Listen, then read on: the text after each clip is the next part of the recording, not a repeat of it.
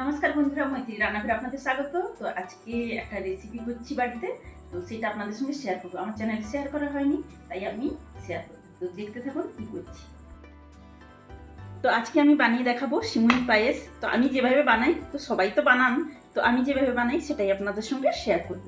তো এখানে এক বাটি নিয়ে নিয়েছি, এই বাটিটার পরিমাপে এক বাটি সিমুই নিয়ে নিয়েছি, এই যে। আর এখানে নিয়েছি ছোটো এলাচ 5 পিস নিয়েছি, এখানে তেজপাতা নিয়েছি, 1 টেবিল চামচ ঘি নিয়েছি, গাওয়া ঘি। আর কাজু নিয়েছি আমি পরিমাণ মতো, কিশমিশও আমার পরিমাণ মতো নিয়েছি। এখানে চিনি নিয়েছি পরিমাণ মতো, আর কিছুটা বাতাসা নিয়েছি পায়েসে দেব।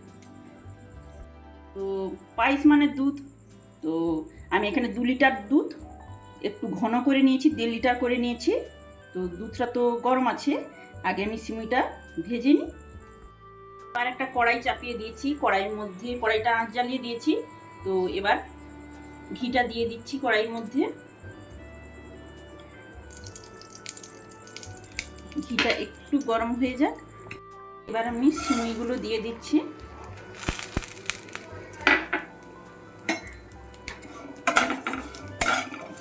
সিমুইগুলো এভাবে নাড়তে নাড়তে একটু লাল লাল করে ভাজবো। তো ততক্ষণে এই সিমুইয়ের মধ্যে আমি দিয়ে দিচ্ছি তেজপাতা আর গোটা এলাচটা, একটু নাড়বো।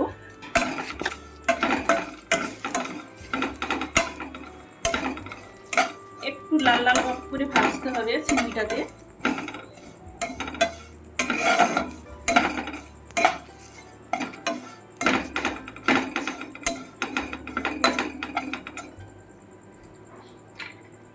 আর এই সময় আমি কাজুটাকেও দিয়ে দিচ্ছি আর কিশমিশও দিয়ে দিচ্ছি।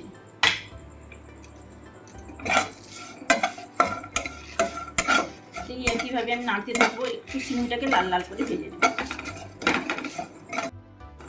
দেখুন সিমুইটা লাল লাল করে ভেজে নিয়েছি। তো দুধটা আমি এখানে দিচ্ছি না, যেই কড়াইতে দুধটা গরম করছি তার মধ্যেই আমি সিমুইটাকে দিয়ে দেব। তো এই কড়াইয়ের মধ্যে আমি সিমুইটাকে দিয়ে দিচ্ছি, দুধটা গরম আছে। তো আঁচ ফুল করে দিয়েছি, এবার ফুটতে থাকুক দুধটা।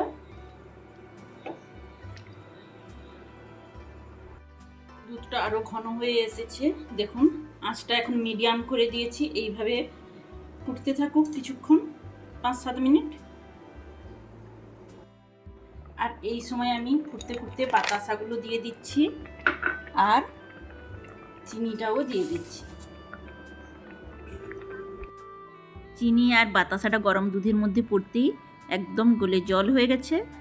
তো এইভাবে ফুটতে থাকুক কিছুক্ষণ হালকা আঁচে। তো চিনিটা তো গলে গেছে, দেখুন অনেকটা ঘন হয়ে গেছে। এবার আমি আঁচটা বন্ধ করে দিচ্ছি। তো আমার সিমুই পায়েস রেডি।